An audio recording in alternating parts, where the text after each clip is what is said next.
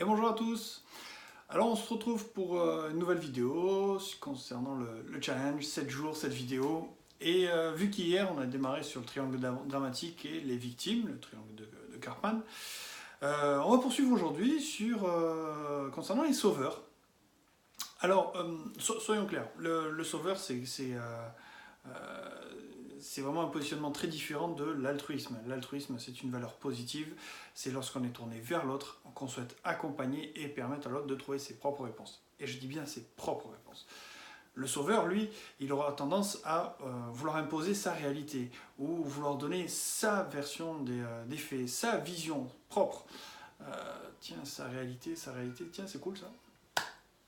J'ai le sujet de ma prochaine vidéo, donc nous verrons le concept de réalité dès demain. Alors oui, il va dire à l'autre, il va essayer de le guider à sa façon, dans son schéma. Le problème de ce type de comportement, c'est que ça entraîne soit l'isolement, ou non, t'as rien compris, c'est ta version du fait, tout ça, non, mais je comprends pas que vous ne compreniez pas. Bon, ok. Soit lorsqu'il trouve une belle victime, il l'accompagne, il le tient par la main, mais ce faisant, il ne permet pas à la victime de trouver ses propres réponses et de s'émanciper elle-même. C'est assez compliqué.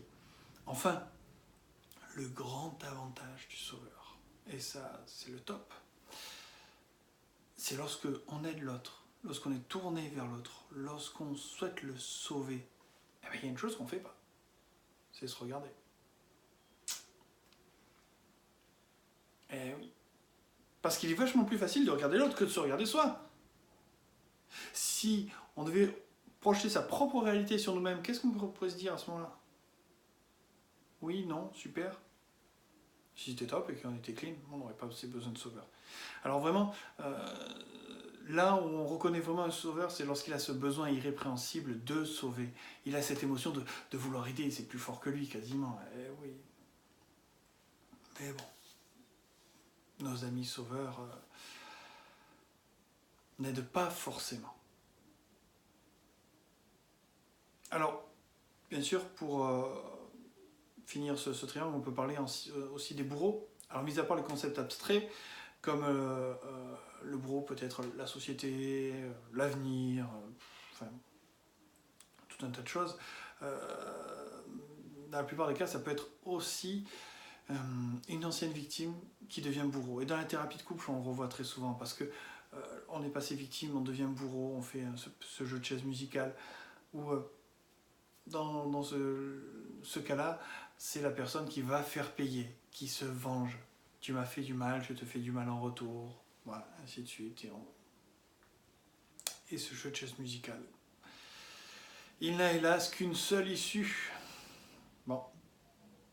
Alors, lorsqu'on est la victime, qu'on passe enfin bourreau, il faut comprendre une chose, c'est que ça n'est pas une finalité justement, c'est que là on commence à s'enfermer et on met gravement en danger notre couple, et je parle bien de la thérapie de couple. Donc, plutôt que d'être sauveur, victime, bourreau, sortons de ce cercle. Chacun a en soi les ressources pour se dépasser, pour aller vers quelque chose de mieux.